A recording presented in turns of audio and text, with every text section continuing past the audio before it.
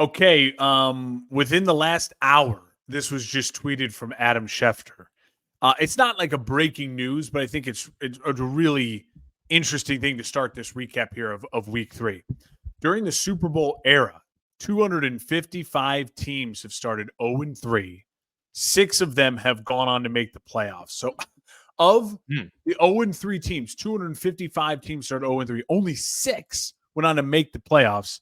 The last team to do 0-3 into the playoffs was the 2018 Texans, that Deshaun Watson team, in which I think then they ended up losing to the Chiefs in that crazy game where they were up 20-0 in that like first quarter of that playoff game in Kansas City. The Kansas City went on to win that game en route to that AFC Championship loss to the Patriots, I believe, unless that was also maybe that was the first Chiefs Super Bowl run. Either of those. But regardless, we have 3 0-3 teams here now, Dan. And that's crazy. If you are staring down the barrel of a 6 out of 255 team percentage, I don't know the percentage on that. It's got to be less than 1%. You are you're in some real trouble. And two of those 3 are quarterbacked by guys with giant contracts and big expectations. We've been saying this for years now, Dan. The AFC, you're going to not only have guys miss the playoffs who are well compensated, big contract, guys who are thought of as like franchise quarterbacks. You're going to have guys, it looks like now, with maybe below 500 records with big contracts and Super Bowl expectations. When you sign that big contract, your team has Super Bowl expectations, and there are some frustrated fan bases here as we are closing the day on Tuesday after week 3. It is crazy. I mean, you just said it right there. I mean, your odds drop drastically. We've got anecdotes of instances where that's occurred, and that's it. So it's clear that, if you put yourself in a hole early in a season, even though people say championships aren't won in September, that's true. But sometimes they can be lost in September. And if you put yourself in this deep of a hole, only the strongest of teams can rebound from that. So it's fascinating. And this week 3 in particular, really kind of started. I mean, we've talked, a month into the season usually is when we start getting into those narratives being formed.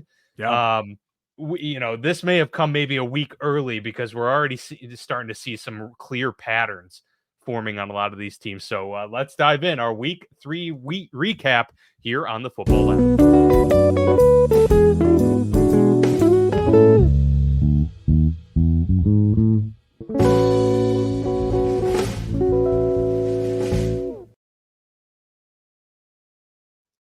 All right. Well, we're going to dive in as we started last week with our best wins and worst losses of the week here in week 3 of the 2024 NFL season. Mark, I will toss it to you. Best win of this week. This was, to me, the hardest one to figure out because there were some massive, massive wins. I think season-saving wins for a couple teams we'll get into during the recap. And I think in particular, though, I have to focus on a team that just purely dominated in a fashion we just did not expect at all. And I still don't know how to put my finger on this team, and that's the Minnesota Vikings beating the San Francisco 49ers. I think it's the obvious win of the week. I wouldn't be shocked if you went a different direction, but I think it's the obvious one. And I think, to me, the biggest thing to take away from it was that Brock Purdy actually played well, right? And it was still like a not even close. And so when you're looking at the Niners, you're saying to yourself, like, what's going on? Obviously, we know Christian McCaffrey's in Germany. That's not a good thing. It's never a good thing when a star player goes to Germany. To look experimental doctors in European medicine. Obviously, no Kittle, no Debo. Ayuk has just been a non-factor this year. And, as great as he was with what's his name, Juwan Jennings, and Juwan Jennings had a really nice game. Yeah, it just was. It was the first time I felt to myself, "Whoa, the Niners lost a game, and it wasn't Brock Purdy's like fault, right? Like the defense wasn't there. They weren't getting stops. Special teams really screwed them in this game as well. The miss kicks, obviously a drop pass, and you could argue they win that game. But it felt like if you watched the game, and I watched a large portion of this game, it just felt like the Niners weren't in control, and that's a weird feeling. Sorry, am I saying that? I'm saying the Niners. The Minnesota, yeah. I screwed up. I was starting with I'm all screwed up here. I was just gonna let you go there. I'm combining two games.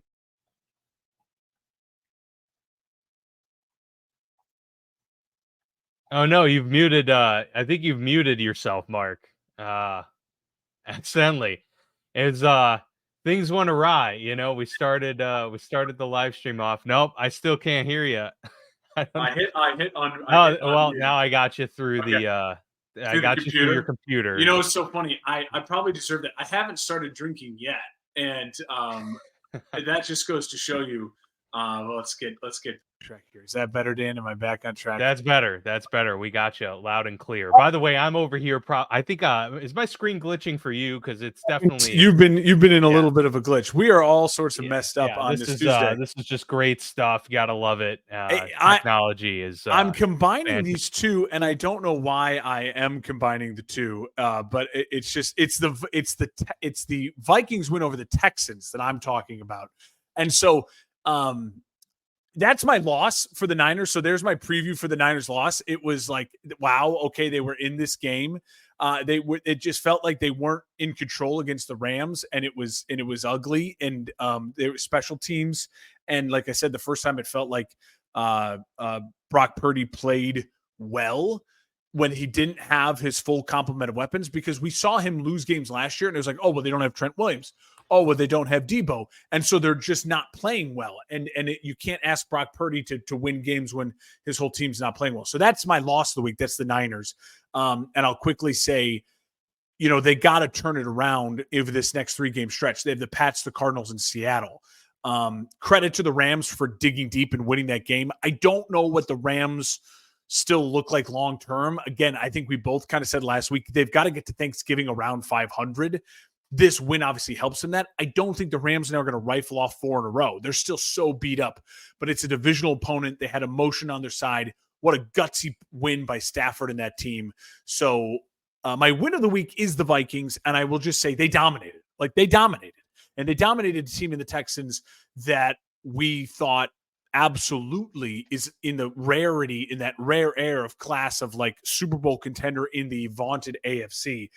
And what Minnesota's doing right now is just scary. And for teams of for fans of teams like mine in the NFC, where you're just like, this was a team we all thought on our schedule, and you looked at like, that should be a win.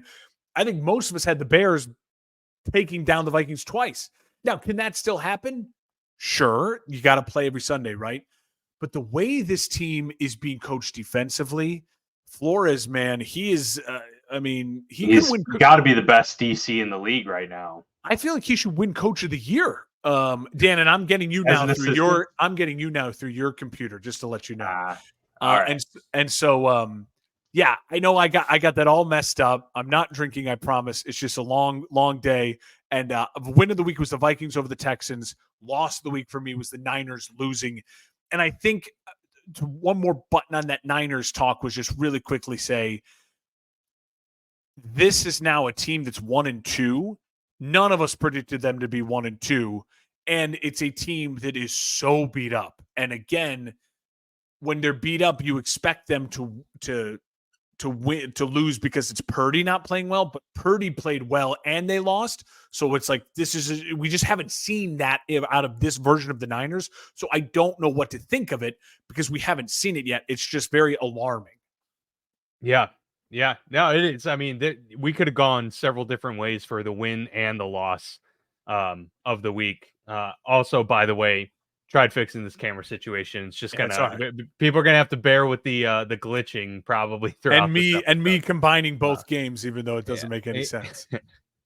No, I mean, The one I struggled with the most was the win, just like you had said, because I wanted to pick the Vikings just because they improved to 3-0 and what we've seen from Sam Darnold. But in an effort to kind of mix things up a little bit and give some love to some other teams, I picked the Los Angeles Rams because this was a season-saving win, a stop the bleeding moment. And it was a win that combined two tasks, which was get you back on track and also stymie your divisional opponent, who could obviously have gone to 2-1. You go to 0-3. That's a lot to overcome within a division. So for them to be able to come out here and win a close game, it wasn't by impressive fashion, but they did it with a ragtag group of guys for the most part. Matt Stafford played really well this game for the majority of it with a bunch of third string and fourth string wide receivers. That alone was impressive enough in my view, to give them the nod for best win of the week. But overall, really impressed to see what the Rams did. Can they get Cooper Kupp back in time to turn the ship around and kind of steady the track? Because, a lot of times we see when teams are able to weather the storm and they get a win like this, it's, catching lightning in a bottle for a week, and then it's back to reality, so to speak. So if they can turn around and get another win next week, you're going to feel really good because they're going to get Puka Nacua back, and you would think within the next month, Cooper hopefully even sooner than that. And then the Rams are at Chicago next week too. So that's all of a sudden now very much a winnable game for.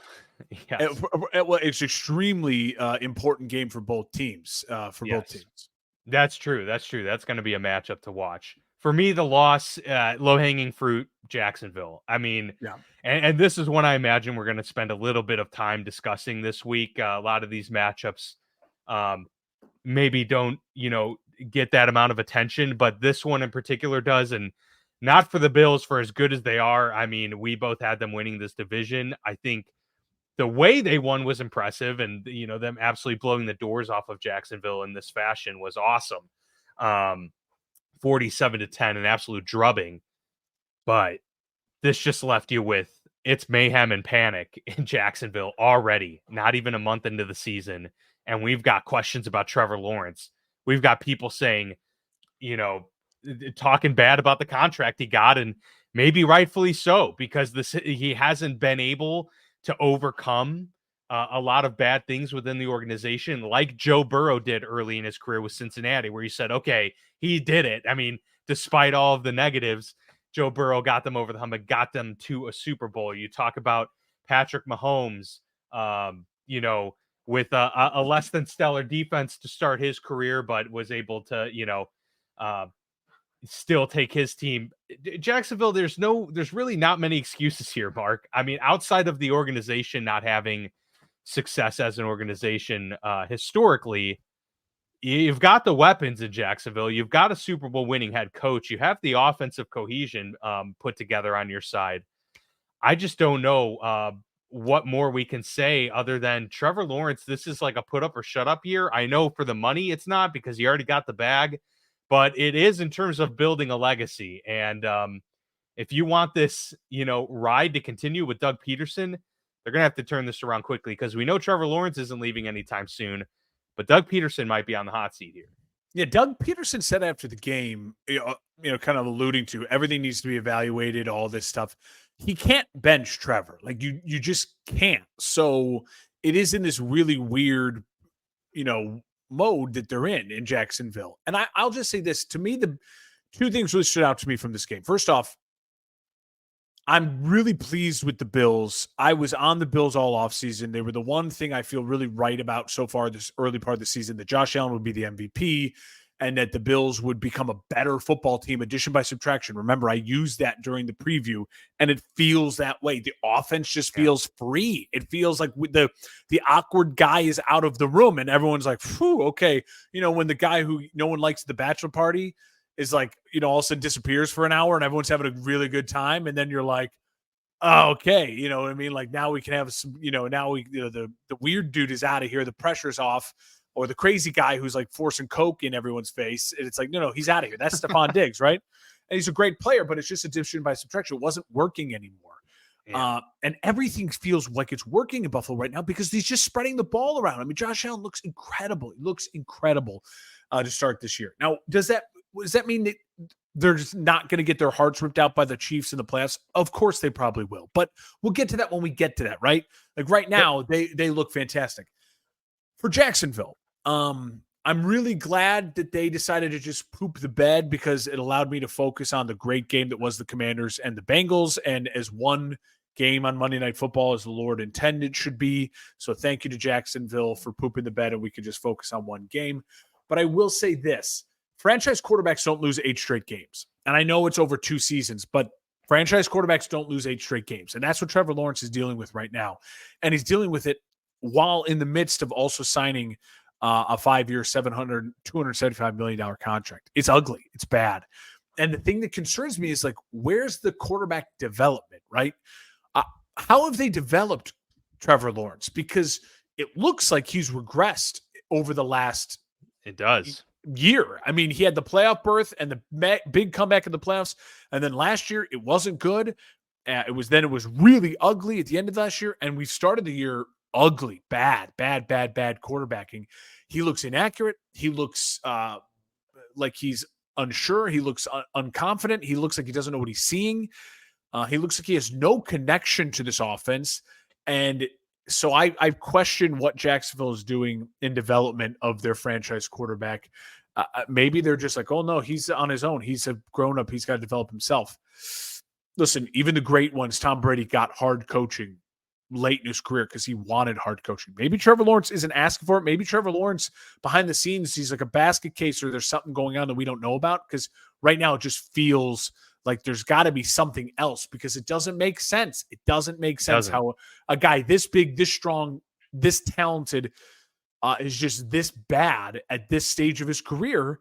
And Jacksonville's going to be a fascinating watch. Not like I don't want to watch their games, but I want to see I want to watch the highlights. I want to see the outcomes. Follow the story. I want to see the box score. Yeah, follow the story because it's going to be really interesting.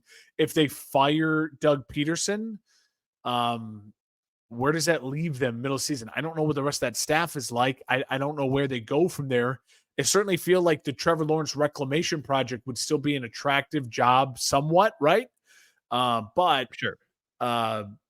It's crazy that a team that I picked to win the division, I'm talking about firing the coach after 3 weeks. I did not see that coming at all. Yeah. It's I had them as the I believe the 8th seed, just missing the playoffs, but still, it's not even looking right now like they're just hoping to get to 7 wins at this point. Totally. And start to see some positive signs. It is perplexing. It's the most confusing storyline, quarterback, situation that I can remember in quite some time. A lot of things are explainable, and this just is not. Like the Deshaun Watson fall from grace. It's like, well, he had a year and a half off from football, and he's got all this controversy surrounding his personal life.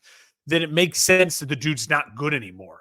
But Trevor Lawrence is playing like poop, and he's had none of that. All he's gotten is a vote of confidence, gotten married. I mean, all of the big contract, like all of this stuff seems like, no, you should take that next step or at least be still playing quality football like you were. And it's worse football, and it's losing football, and it's inaccurate passing. It's ugly, Dan. It's ugly.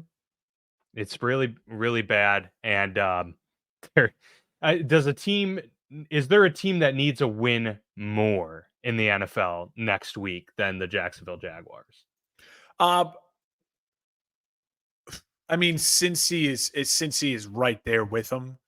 Yeah, right there with them. But it doesn't feel as dire in Cincy because their quarterback's still playing really good football. So probably I would stick with the Jags needing to win the most over Cincy, but it's really close. This is the only ray of sunshine I can, put on this Jacksonville Jaguar season, and that is these first 3 games have been 2 on the road to Buffalo, a really talented Browns defense, and the Dolphins, like good teams that they've lost to. They play the Texans next week, and they're going to be pissed off. Yep. So to put up a shut up They game. really don't get much breathing room until after that, where they take on the Colts, Bears, Patriots for 3 straight weeks. I mean, And 2 of those games are in England. yeah, exactly.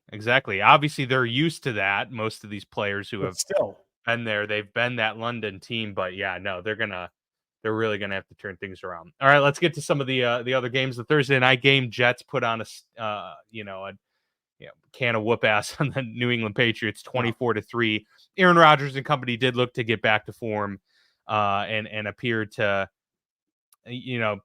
have cohesion offensively in this game. Obviously, they're playing the New England Patriots. We were surprised at, how the Patriots looked the first couple weeks of the season, but nonetheless, I don't think any of us, think that the Patriots are going to be contenders. So it wasn't terribly surprising, but I think it was good for the Jets to kind of fire on all cylinders and get that mojo going.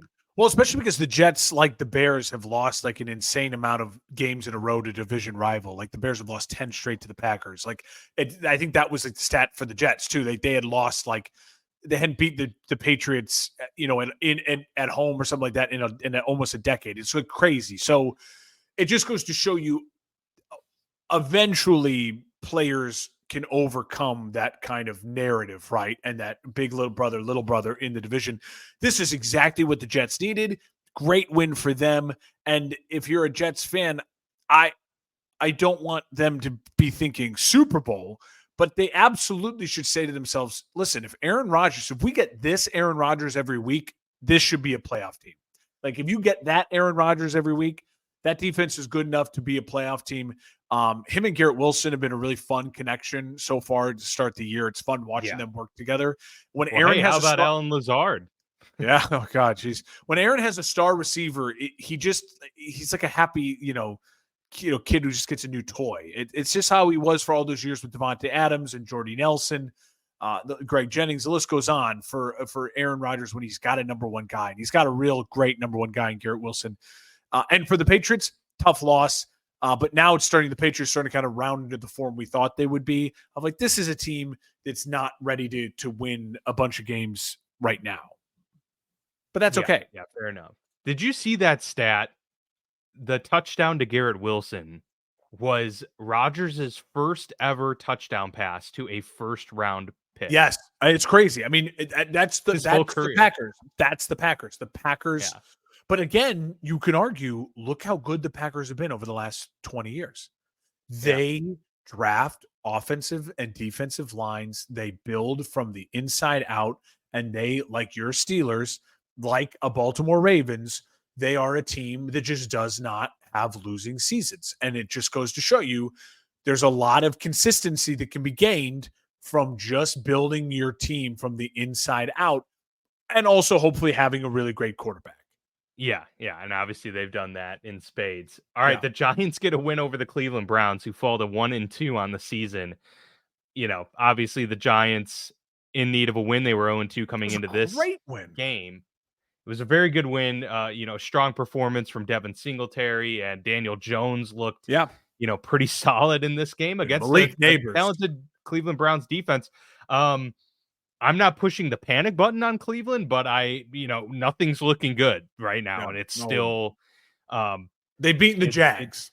Yeah, exactly. Yeah. And we can see how impressive that is right now. 15 points against the New York Giants, just not good enough. It's not good enough. It's not good enough.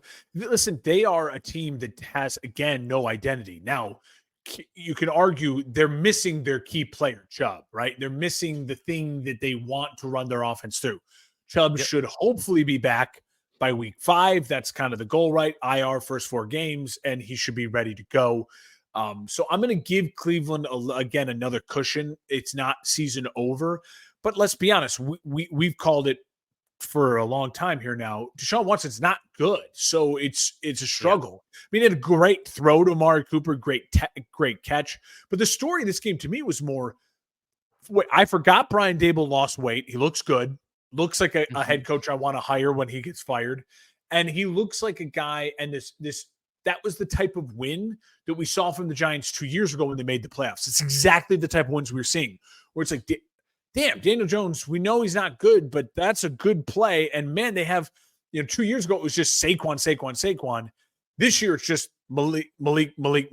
And it's like, hey, if you have a guy who you can run your offense through, then you can win a game every once in a while in the NFL. And with that defensive front, the Giants are officially feisty.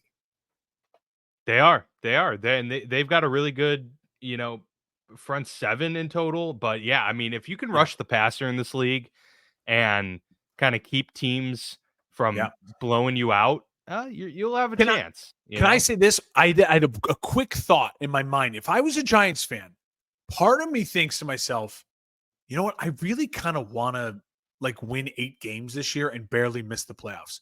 You're not bringing back Daniel Jones. The contract's done. You can get out of it. That's done, right? But Brian Daboll, I think there's still something there. Him and Malik you don't want him Neighbors, to lose his job. They have a nice piece on the offensive line. They have an incredible front seven. I kind of feel like if I'm a Giants fan, if we can get to 7-8 wins, maybe that keeps Daboll and gets rid of Daniel Jones, and maybe that's the best thing for the Giants going forward. Maybe. Yeah, that's a good point. Malik Neighbors is so good too. Are already showing that he's one of the top receivers in the NFL. Your Green Bay Packers, I'm sorry to do that to you, win by 16 against the Tennessee Titans. Tennessee now 0-3 on the year.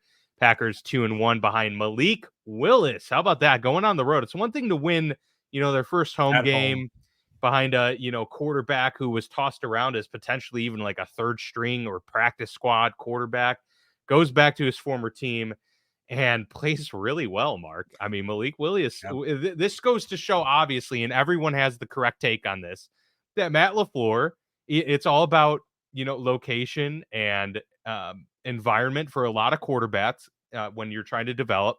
Yeah. And, the guy, we need to start giving him more credit, even though he's been getting credit, just for what he's able to do developmental wise. He hasn't won the Super Bowl. And so there's, flack for that, but it's impressive. Yeah. Malik Willis actually looked like a competent NFL quarterback in this game. We said it last year. Matt LaFleur at the end of the year was extremely impressive because it started to feel like that's Matt LaFleur's Green Bay Packers, not Matt LaFleur and Aaron Rodgers' Green Bay Packers. That's Matt LaFleur's Green Bay Packers. And Matt LaFleur's Green Bay Packers looks a lot like Kyle Shanahan, 49ers, Mike McDonald, Miami Dolphins, where it's a physical upfront run game, and it is a Mike McDaniel, sorry, and then play good defense and develop a quarterback. And we've seen now when it's a young quarterback with no ego, they've developed underneath Matt LaFleur, whether it's Jordan Love or now Malik Willis. I hate it. I mean, I had my Bears hat turned around, and so I have to be honest. The Packers fans have it made. They have a coach and they have an organization that are just doing it the right way. And the best thing for them is the fact that they're winning games without Jordan Love right now. And I know that seems weird, but it's true because just let him get healthy. They're more than treading water. Yeah. They're above 500 and won 2 games with a guy who's was thrown in the trash as of a month ago. And as for the Titans goes, I'll say this. I really hope they give Will Levis until Thanksgiving. Give him until Thanksgiving.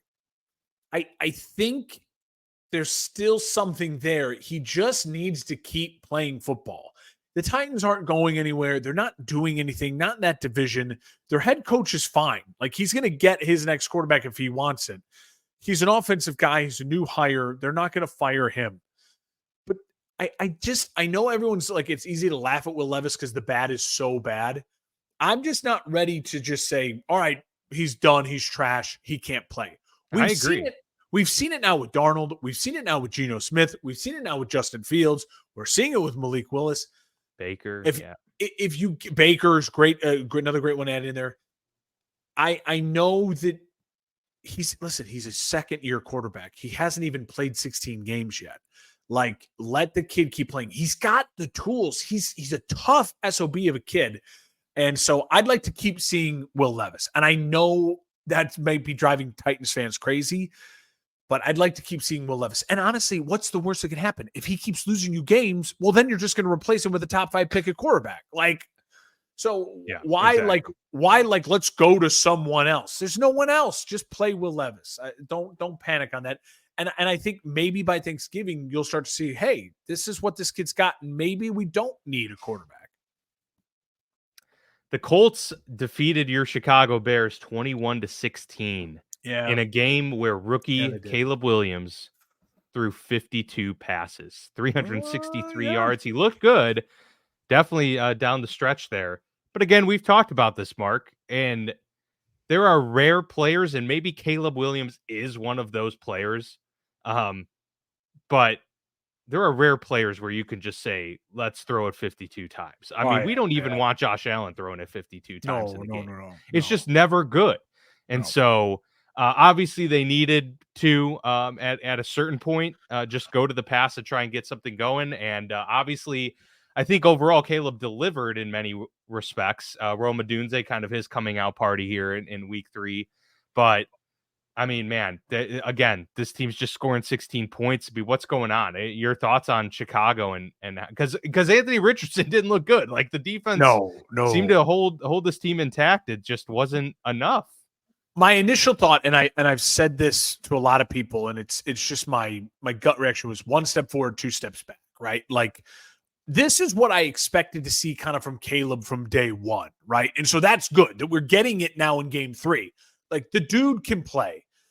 I'm not worried about Caleb at all. And shame on things like 670 to score. They're getting toasted online today, and they should. If you don't know 670 scores, they are a big Chicago sports radio station. It's them and ESPN 1000. I've always been an ESPN 1000 guy. Neither here nor there. They should be getting roasted today. One of their shows like tweeted like, "Hey, we're on in 10 minutes. Our lead topic is did the Bears screw up and should they have taken Jayden Daniels?" That's so flippin' stupid. I mean, it's just so stupid. We're 3 games in. Jayden Daniels looked great. Congrats to Jayden Daniels. Jayden Daniels has a guy calling his plays who knows exactly what to do with Jayden Daniels in Cliff Kingsbury.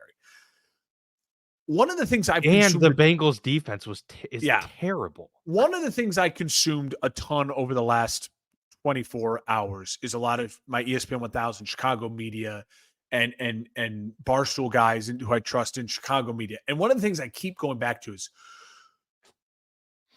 they had Clint Kubiak and Cliff Kingsbury and Shane Waldron all in the building to interview for the offensive coordinator job. And Ryan Poles and Matt Eberflus interviewed all 3. They chose Shane Waldron. They chose Shane Waldron knowing that Shane Waldron never's developed a run game in his life. He's of the Shanahan tree, and he's the only one of the Shanahan tree who's never developed a run game. In Seattle, Brock Hurd, who does Seattle radio, former NFL quarterback, he said, and they dug these old interviews up when the Bears first hired Shane Waldron, like, good luck, you're not going to have a run game. And it's like, so it's like deep down in my young quarterback needs I knew this going in. And I think what's so frustrating is that I could be content with Shane Waldron through 3 games if the run game sucked, but the passing concepts and the passing game was like brilliant, right? But everything he does right now looks like throwing darts at a dartboard. Like every play, there's no identity. There's zero identity with the Chicago Bears offense. And what kills me is I still think this is a Bears team that I'm excited to watch next week. I'm not dreading to watch them. I'm excited to watch Caleb Williams. I'm excited to watch the growth. Rome Odunze, that dude looked like he could become a number 1 receiver. And DJ Moore needs to get his head out of his fucking ass. Listen, dude, you got paid the money. What more do you want? Like, I know maybe you're deep down, you want to be the number 1. You want to be the Hall of Fame wide receiver. What did I miss? Well, he's just pouting. Like 2 weeks ago in the loss, he was very, very pouty on national TV. He went up and said something to Tyson Bagent on the sideline. Now, he apologized for it, and but even then, the body language on the sideline is not good. Dude. Well, like something to Tyson, like you should get in there. The lip readers said, and I watched the clip, and it's so, but the lip reading says like, I need you out there, bro. Something like that. And listen, my thing is this, is just like DJ Moore is an incredible player, and I love DJ Moore, and I want him to be a Chicago Bear for the rest of his career, and I want him and Rome Odunze to be the guys that Caleb Williams has. for the rest of their careers. Like, this is exciting. Get on board with it. I know he's frustrated. Last year, DJ Moore came to Chicago and he was the only guy, and Justin Fields fed him. And he had an insane season. It was a great season. It was the best season of DJ Moore's career. And I know right now his stats are down and he's not getting the looks. Well, no one's getting looks. Look at what they brought in DeAndre Swift and Gerald Everett, and they are doing shit. They're doing nothing. And those were names we were talking and excited about. So as of right now, the whole offense is frustrated. And I think that starts and ends with Shane Waldron, because he was given the keys to this offense to build an offense and to run an offense. And this offense has no identity. That's frustrating. It's really frustrating. What's also really frustrating is that Ryan Poles looked at this offensive line and thought, this is the right offensive line for what Shane Waldron wants to run. Like, if you're not going to develop a run game, and Shane Waldron's saying, hey, no, I'm going to develop Caleb Williams as a passer and a high-level passer, that's great. Like, I love to hear that, right? Okay, great. I can get on board with that. But then Ryan Poles gave him this offensive line to pass block for Caleb Williams. That's also frustrating. It's a really frustrating situation the Bears find themselves in. I will say this, though. My optimism and excitement for Caleb Williams and Rome Odunze and the potential for this Bears team. Listen, DJ Moore's locked up. He's not going anywhere. He'll figure it out. They'll get that attitude right. It'll be fine. This defense is awesome. It's so much fun to watch. My optimism, my excitement is still really high. Am I bummed because I wanted this team to be a playoff team? I wanted Eberflus to be the guy. I wanted Shea Waldron to be the guy, so I didn't have to go through the whole bullshit again of the coach and all that. I wanted it. Yep. Am I bummed? I'm bummed because it's obviously not that. It's obvious right now he's not the guy, and we're probably going to have to fire coaches in the offseason, and that sucks. But I'm pumped because Caleb Williams is the guy. Caleb Williams can be the guy. Rome Odunze and him and DJ Moore in this offense. Cole Kmet got involved. That was great. Roshan Johnson got involved. That was great. Like, they're doing a lot of coach speak in House Hall, but yet they're doing a lot of actual action on the field. Velus Jones didn't play. Nate Davis didn't start, even though they backed them verbally. That's great. I love that they're giving me coach speak, but then they're just doing what's football-wise right. So the team is heading in the right direction. They have winnable games coming up. I want to win games. I'm sick of losing games. I want to win games. That's where the frustration comes in. But I am not at any means panicking about Caleb at all. I'm not panicking about Rome at all. I want a better offensive line. I want an identity offensively, and we're going to win a bunch of games if those two things happen. Will they happen in the season? I don't know. Will they happen in the future? God, I hope so. As far as Indianapolis goes, they should not have won this game. They were not the better team on the field. They were gifted 3 really ugly turnovers from Caleb. He has to own all those turnovers. The one interception was horrendous, and I hope that's the type of interception you see only once a year. And every quarterback's allowed to have one really horrendous interception a year. That's your one. Let's not have a second, right? The interception to Rome, I think, is also on Caleb. It's inexcusable. Don't throw into double coverage when you have wide open guys, easier routes. Just take the gimme to DJ Moore and move on. But again, he had a chance to catch that ball, so I'm not going to roast Caleb for that. And then listen, your offensive line is bad, and you got the strip sack fumble. Is that 100% your fault? No, but I'm going to put the blame on you because you just got gifted a huge momentum shift from your defense, and you get the ball back to go and win this game. You got to know the last thing you can do is turn the ball over. And if you know your offensive line has been struggling, you got to know that the ball's got to come out, or you got to be more visual in the pocket, because he didn't even see the guy coming to strip sack the fumble. That's bad. Yeah. But so the Colts, they won a game they should not have won. And that's great for them. That's huge for them. Good for them. It gives their season a little bit of hope. This Colts team has some bona fide players and people can make some big plays, and they're going to be a tough out for a lot of teams because Anthony Richardson can just make big plays. He's got to make them more consistently because he can't right now, and he's turning the ball over at an alarming rate. He's got to stop that. Those are my. I know it's long-winded. I know it's a lot of word vomit. I want our viewers to know I'm leaving this positive. I'm positive on Caleb. I want to win. I want to win games. I want to win games. Please win games. I love winning games. And I don't like. I already got Tyler and other people messaging like, what are we thinking for the next head coach? I'm not going there. I don't want to go there. I know we probably will go there. So let's go there when we go there. Right now, let's just talk about Yeah. the games. They're not going to fire Eberflus during the season. The Bears don't do that. They don't do that. As an organization, they don't do that. So I'm not going to do that.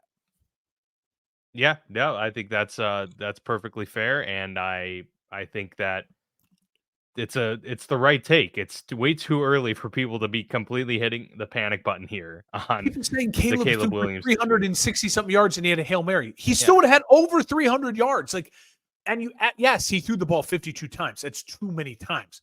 But again, Bears quarterbacks don't throw for 360 yards. They don't do it. Yes, it hasn't been done since Brian Hoyer. Like, they don't do it. They don't do it. So the fact that it happened, that's a step in the right direction. Especially after how bad it was week 1 and 2. We had 90 something yards and then 107. Like, let's go. Let's go. Let's be excited. Absolutely. All right, we had the Vikings go to 3-0 with a 34-7 win over the Texans. We mentioned it at the top. I just want to pose this quick question to you.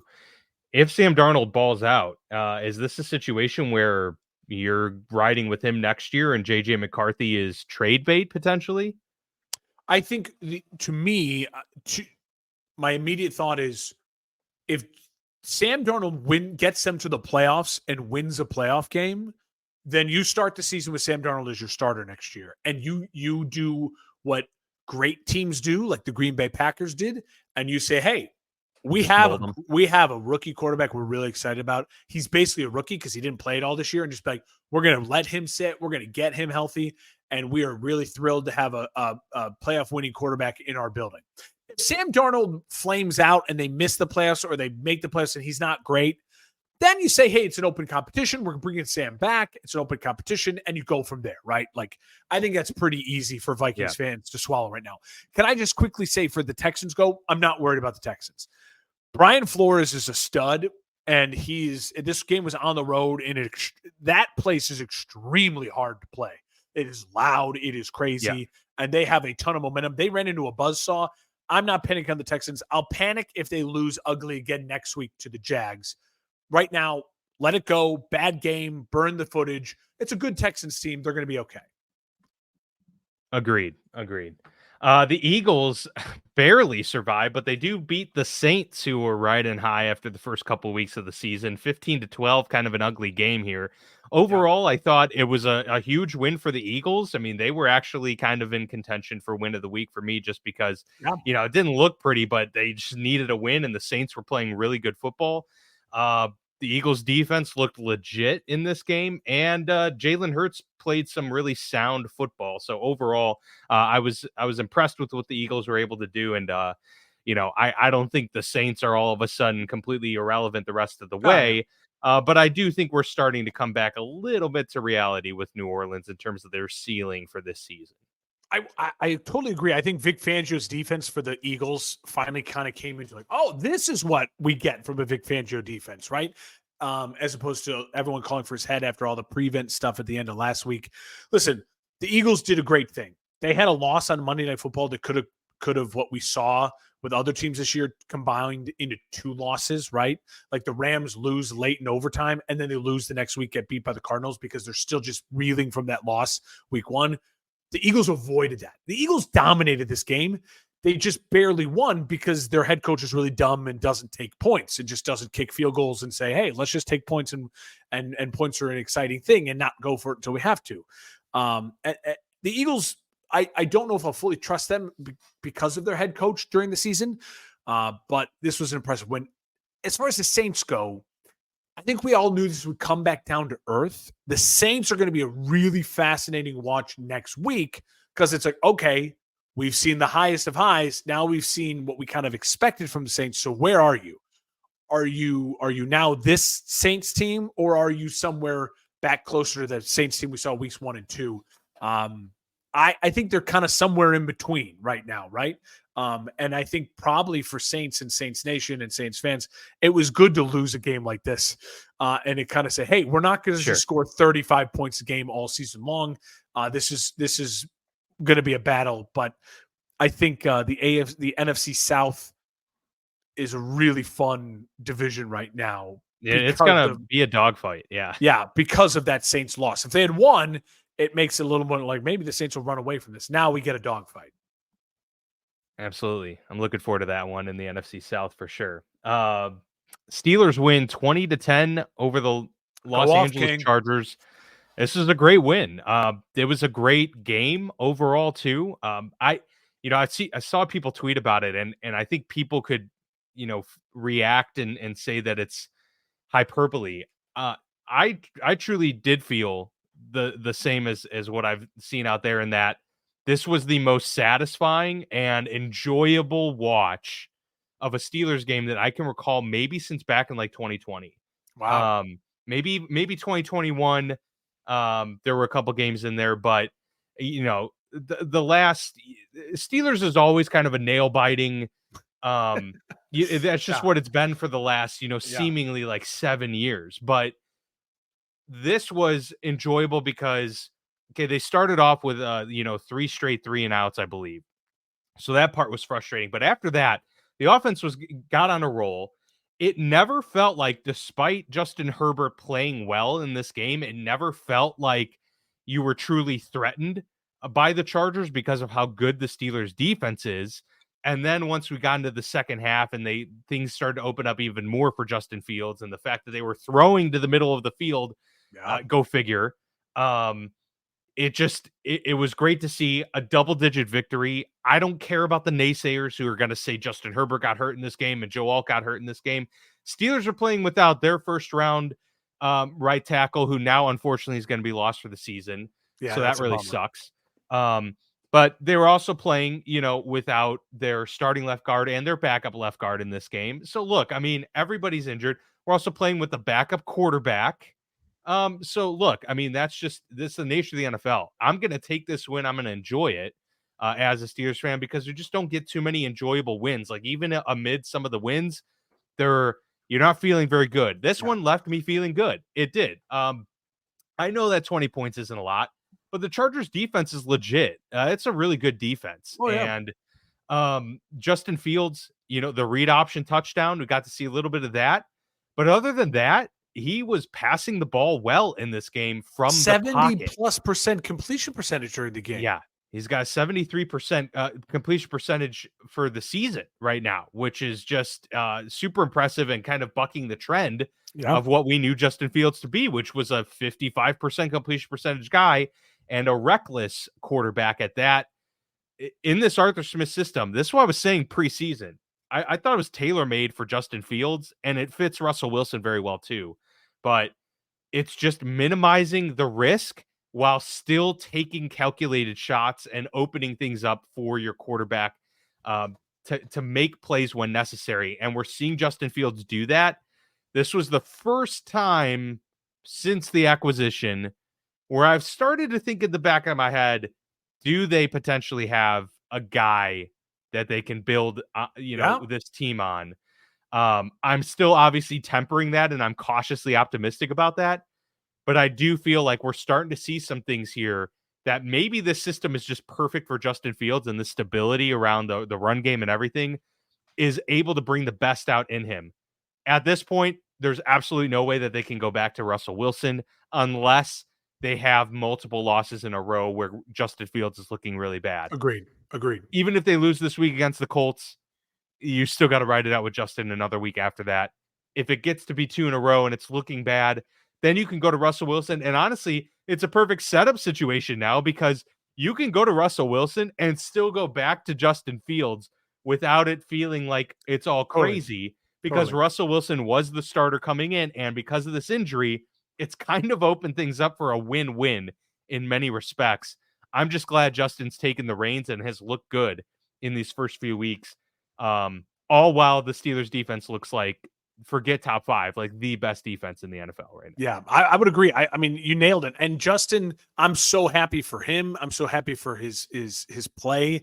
I'm pumped to watch the highlights. I'm pumped to watch, and on Red Zone. And can I just say, kudos to you for saying that, because to your point about some of the radio hosts in 670 Score, and a lot of people voicing about how, I can't believe, looks like getting rid of Justin wasn't the right move. Look, it still wasn't a fit anyway. It was the right move.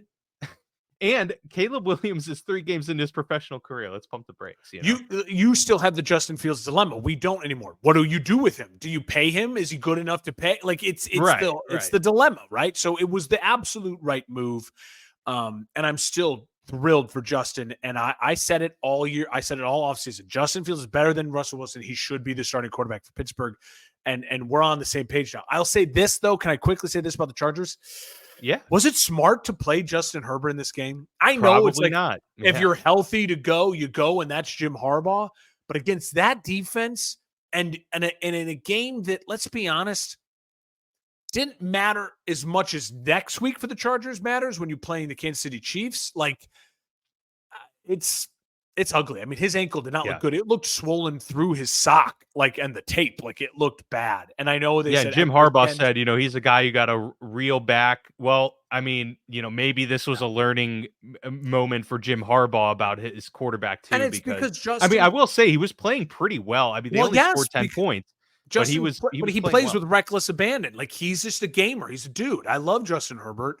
And so he's not going to just take care of himself out there. He's playing. And so, that's Harbaugh for you. It's a tough loss for the Chargers because, again, it feels like it's a compounding loss. Like, it feels like they're screwed for the next week or two now without Herbert as well, as opposed to you just lose one game, but you get Herbert 100% healthy. And then you're able to, keep the season going. Pumped for your Steelers, especially because we know that back half of the season is still coming. And I know Cleveland doesn't look as good as we thought they would, and Cincy doesn't look as good as they thought they would, but better than anyone, divisional games are just brutal in the AFC North. Anyone can win it any given Sunday. So for the Steelers to stack wins like this aids into your prediction as no, they're going to be a 9-10 win team, because it feels like with this defense and this type of quarterback play, that stretch is not going to be an over stretch. It's going to be maybe you lose, half and you win half. And if you can do that, then this is a playoff team. Yeah. Yeah. I mean, I think they're going to be in the hunt at this point, unless something, catastrophic happens injury wise, just based on, as you said, how the rest of these teams are playing. I mean, the Eagles don't look nearly as terrifying of a proposition late in season anymore. And they're a part of that stretch. So yeah, it'll be interesting to see, but it's all about banking wins. Like, I'm fine with taking the wins, even if there are still some issues and you want to see more points. Do it at 3-0 and figure it out over the next, several weeks. And then you're really looking good.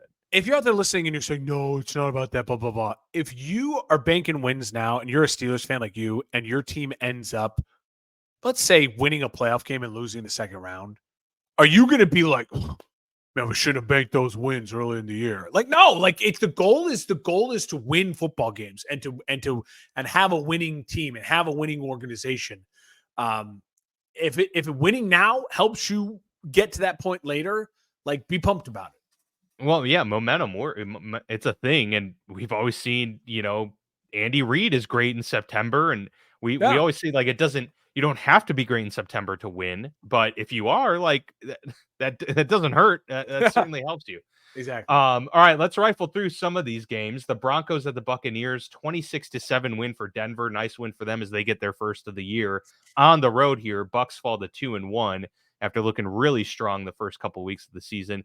My main takeaways here: I am not overreacting to the Broncos winning by almost 20 points. I still think they're a pretty poor group overall. I would agree. And I'm not overreacting to the Buccaneers losing. I think they're going to be a middle of the road team, which is kind of what I thought they'd be. 9-8, 10-7. I still feel that way. And I still feel like the Broncos aren't going to be very good come season's end. I think the stat is Sean Payton versus Todd Bowles. He's 8-2 or something like that. It's crazy. Oh, wow. Look it up. It's one of those where it's we should have known this going in, knowing that Sean Payton just owns Todd Bowles. And he does. Todd Bowles led defenses, not just Todd Bowles as a head coach, but Todd Bowles led defenses. And so it doesn't shock me that Sean Payton knew the game plan. And then, obviously it was just kind of a comeback down to earth game for the Bucs after a big emotional win. It's a killer loss for the Bucs because, again, I thought they would stack wins now. This is now. Well, yeah, it's a bummer game. For that perspective. Yeah, huge bummer for that perspective. But otherwise, yeah, I'm not reading into it. I'm not ready to crown the Broncos as their back, and I'm not ready to write off the Bucs. But certainly, one of those shocking results that then when you look at like Sean Payton, Todd Bowles, and the game planning and the history, it's like, oh, probably should have seen this coming.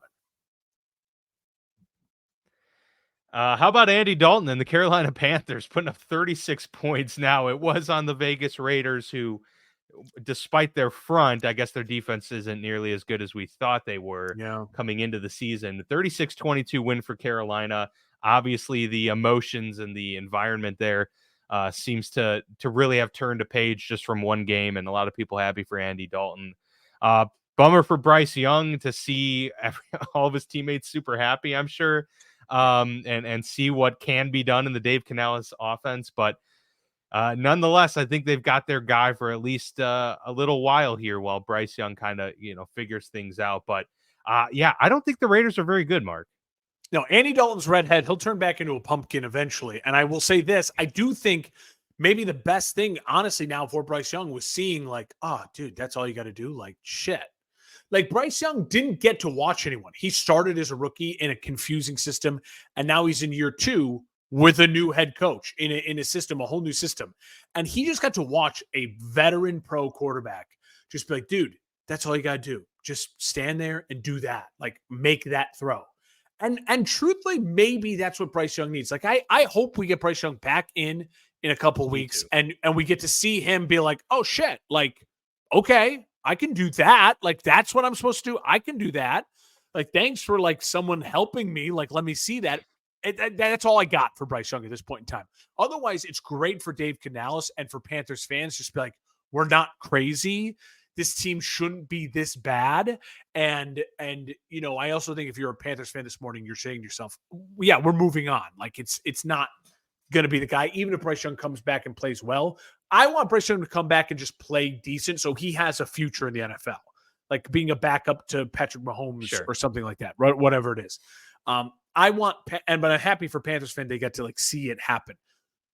On the flip side, for the Raiders, why did they bench Gardner Minshew? I did not watch this game, but I watched the whole like giant highlight package. I think they just felt that it was his fault. Like, he was not his fault. And I hope I almost saw it as like an effort to like keep him out of, like, they felt like the game was out of hand. Maybe, but like, I hope there's no quarterback controversy in Raiders and we're not dealing with that crap, because he's better than Aiden O'Connell. And this Raiders team should not just already decide, let's go into the tank. They're better than that. I agree. The Seahawks beat the Dolphins 24-3. Seattle 3-0 on the season right now. Skylar Thompson gets hurt, so it's Tim Boyle under center for the Dolphins for this foreseeable future here. Seattle's nice beating Denver, the Patriots, and the Tua-less Dolphins. You can only play who's in front of you, but good on them. Again, stacking wins. They're going to play the division. They have the Niners coming on up here. The Cardinals and the Rams are no pushovers. So good on them for stacking wins. I think Seattle right now feels absolutely like a playoff team in the NFC. Absolutely. And credit to their young coach. That defense is playing really good football. And offensively, it's like they haven't missed a beat, which concerns me because I got the guy who was just their offensive genius the last 2 years in making Geno Smith who he is. So that's scary for me, but great for them. As far as the Miami Dolphins go, to me, the season's over. Like, it just feels that way. It feels dead. And if I was Miami, I know Tua's on IR. So what? You have 3 more weeks to get him back. Like, why are you not getting Bryce Young? Why are you not getting Russell Wilson? Why are you not trying to salvage this thing? You have Mike McDaniel and an offense with Tyreek Hill and Jalen Waddle that's like plug and play Brock Purdy, right? Like, go get someone. What are we doing with Tim Boyle and Skylar Thompson? That was so stupid of them. So stupid for them to put themselves in this spot. I would be pissed if I'm a Dolphins fan. You go get me someone and you plug and play like Kevin O'Connell did, like we've seen the great coaches, offensive coaches do. Be aggressive. Don't let the season slip away. Absolutely. Yeah, no, I mean, it can happen in a flash, right? And so you gotta address these things now and try and turn the page as quickly as possible. A sense of urgency is needed. The Ravens win 28-25 and stop their bleeding in the early going here in the season. They get their first win of the year. Meanwhile, the Cowboys fall to 1-2. Very close game here, 28-25. Wow. was the final there in the end, of course. Yes, but it didn't really feel A lot that of way stat for the padding. majority It of this felt game. that. Listen, Yeah. the Ravens scored 28 points with 11 minutes to go left in the third quarter. Shame on the Ravens for not scoring more. They got a Justin Tucker problem. That's something we need They to start do. keeping an eye It's on. crazy. I don't know what's going on, man. It's Also, wild. the Bears have a problem. Their kicker is elite from under 50, but now it's like you're expected to make over 50, and he can't make over 50. So the Bears just need to say, if we're not within 50, we're going for it. Like, that's just what you need to do. And listen, the Ravens right now might need to do the same with Justin Tucker just to get his confidence going again, which is crazy because we're talking about one of the top 5 kickers in NFL history. But I don't give any credit to the Cowboys. I mean, I'll give them this. You didn't quit. Like, you didn't quit. But the Ravens packed it in. Like, they packed it in. They had this game. So, and then at the end, what did Lamar do? He did the plays he needed to do to make sure that the Ravens still won the game. I love the Ravens win. For the Cowboys, they have some real issues defensively. And offensively, it is their CeeDee defense Lamb. not nearly as dominant as we were expecting. And listen, they lost their coordinator. He's now the head coach in Washington. And I think Mike Zimmer's just not been the same. And you could just see everything just looks off. I mean, Jared Jones admitted on Dallas radio this morning, you can blame me. That's wild. Things feel very off in Dallas. And for Baltimore, it feels like I've said, I'm not panicking on Baltimore at all. Great win from them. And this feels like a team that is built for January football. Yeah, no, very true. Derrick Henry is an absolute stud. Defensively, Baltimore needs to tighten it up. Like, they need to get back into it. And they lost their defense corner, obviously, too. But I think that will happen. I think it will happen throughout the season. Yeah, and I also don't think that they're gonna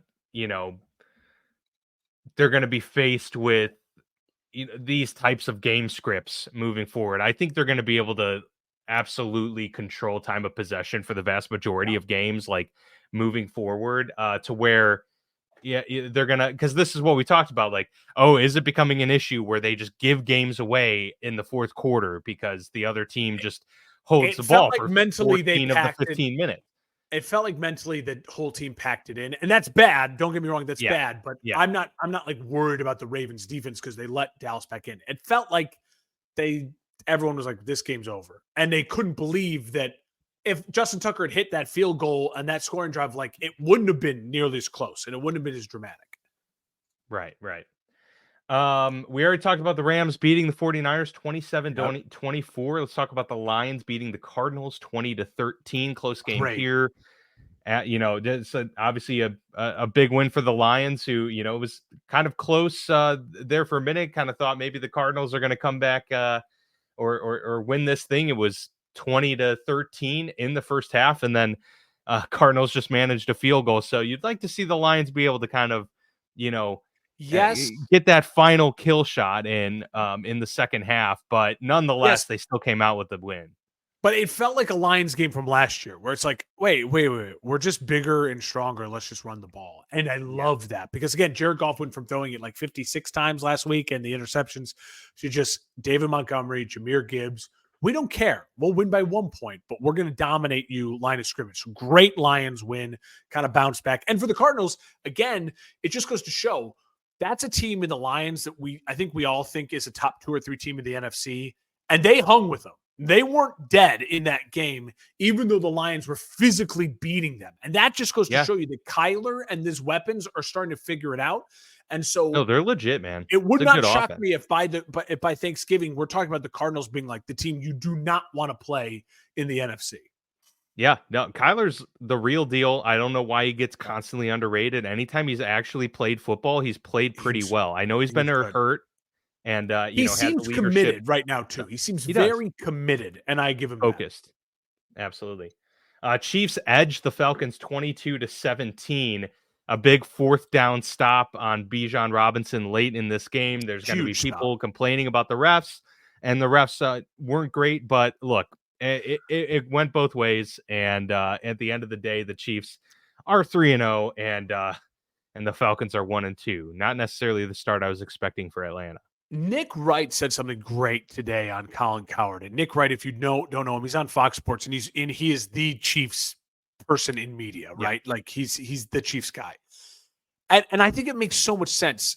He's like, people still play the Chiefs like they have to throw the whole kitchen sink and they have to be aggressive because Patrick Mahomes can score 50 at any time.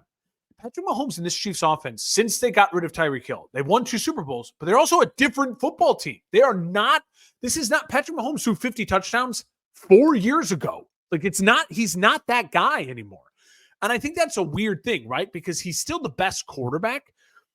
But it just also goes to show why he's the best quarterback, because he knows he doesn't have to be the 50 touchdown guy. Like, oh no, we're a physical run team now, and I just got to manage the football and be accurate. And so what he was making is that the Falcons and the Ravens and these teams, they come out and they're like, Lamar Jackson's going to carry the ball 20 times. Like, and it's like, oh, okay, well, we're winning this game now because you're off your game plan, because you're thinking you have to do something that you really don't have to do. Just play us like a football team that you're game planning for. That's not the 2-time defending champions with the best quarterback. And I think if you look at the Chiefs like that, and I think that's why the Chargers have great success against them, is because they just physically on the defensive side, they don't panic, right? They play their style of football. Yes, and I'm excited to watch Jim Harbaugh's Chargers against this Chiefs team. So, listen, should that probably been called a pass interference? Yes, but it's close. It's ticky-tacky. I'm not going to panic. I think the Falcons, they need a little bit more of an identity offensively, because it feels a little bit like Kirk Cousins just making some throws and making some big plays, and their offensive line being good. But as far as the Chiefs go, the Chiefs are just going to Chiefs. I mean, the Chiefs are frustrating to watch. They were fun to watch when they're beating teams 50 to 10. The Chiefs are annoying when they're winning games like this. But I think this is just this version of the Chiefs without Tyreek Hill and with all the kind of concerns of Hollywood Brown and not being 100% and the aging Travis Kelce. This is how they're going to win games, and they're good enough to win games with that because they have a great defense and Patrick Mahomes. Yeah, and I have no worry about the Chiefs at all. I still think that they're going to three-peat this year, and I think they're it's just different. They're still dominant, just different. Bills win 47-10. We discussed that in the loss of the week for the Jacksonville Jaguars there. The Commanders beat the Cincinnati Bengals 38-33. The Commanders are 2-1. Jaden Daniels had a huge game here, but so did Joe Burrow, who threw 3 touchdowns. So it was back and forth. I just the Bengals defense is so much worse than I even thought they were. It's bad. I think this was a hangover game for the Bengals. This was a tough spot. They should have beat the Chiefs, right? Like they went all out and they played the Chiefs all out. Their defense looked great against the Chiefs. So Trey Hendricks was great. And then it's like, oh, the Commanders are here. Like, we'll beat them. And it definitely felt like the defense failed them. Like, listen, if you're Joe Burrow, right? And people are like, I can't remember, it was one national host was all on Joe Burrow's butt today. Like, yo, you got to win that game. Joe Burrow scored 33 points at home and you lost. Like, that's bullshit. Like, that's just bullshit. He threw 3 touchdowns, 330 yards. You score 33 points at home and you lose the game. I'm not blaming anyone on the offense or the quarterback. This was, and what's crazy is Jaden Daniels is Lamar Jackson, only slightly taller and I think slightly more advanced. I don't want to say a better pocket thrower, because I think Lamar right now is probably still a better pocket thrower. That touchdown to Terry McLaurin was incredible. Yeah, but at this stage, like, he comes into the league more polished as a pocket thrower than Lamar was. I would agree with that. Which again, I think the great thing that we've seen for Jaden Daniels fans and Commanders fans from week 1 to week 3, he's not taking the hits. He didn't take the hits last night, and he's evolving in that way. That's huge, because the best thing for Jaden Daniels is availability. Like, that's his best ability, because he's a special player. Yep. And I don't know if it's sustainable for Washington. He did something we've never seen done since the 1940s in this game. There was no punts and no turnovers and scores on every possession. Like, that doesn't happen, right? And he has had 2 wins now, and both of them, they had scoring drives on every possession. That's not sustainable, okay? That's not going to sustain.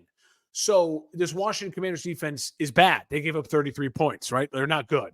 He knows they have to score. And what is Cliff Kingsbury good at? He's good at scoring. So it's a fascinating team. They're a fun team. They're a team with high upside. But let's check in with the Commanders come Thanksgiving. Yeah, I do think their defense, they gave up 33 points to Joe Burrow and the Bengals, but I do think Dan Quinn is something of like he brings a culture and a defensive mindset and just like, it seems like the players like really want to play for him, and I think that's super important, especially when you have a young quarterback and a whole new regime and organization. Basically, they are rebuilding the entire organization. So, impressive win for the Commanders. Not totally panicked on the Bengals, but if you go into 0-4 rut, it's super hard, as we know, to get to the playoffs and to win a playoff game at that point. So, Bengals need a win next week. It's must-win territory for sure. Well, that pretty much wraps it up, Mark. Yeah. Any final thoughts or takeaways on week 3?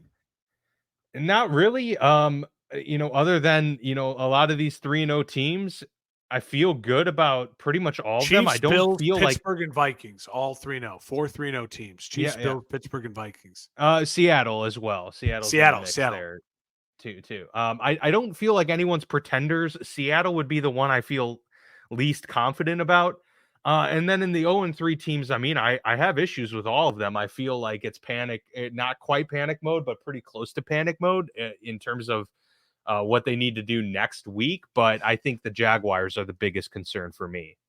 Yeah, I would say, to me, my takeaway from week 3 is it feels like we had week 1, which was a bunch of kind of like crazy results, right? Like, oh my God, the Pats beat Cincy. And we're all like, what's going on? And you can't take everything from week 1.